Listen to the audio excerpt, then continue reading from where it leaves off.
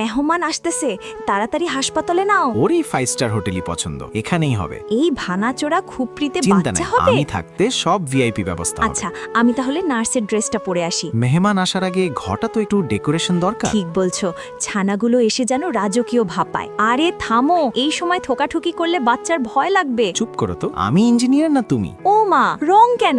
বাচ্চা কি মেকআপ করে বেরোবে? আরে গাধি, বাচ্চার ঘরটা অন্তত কালারফুল হওয়া চাই। ও আচ্ছা, স্টাইলিশ বাপ তো ভুলেই গেছিলাম। দেখো, একদম বিদেশি ভিলা বানিয়ে দিছি, ফিনিশিং ডান, ঘর তো একদম ঝকঝকা। তার আগে এটি হচ্ছে আমাদের প্রিয় নবীর নাম, অন্যদিকে শয়তানের ছবি।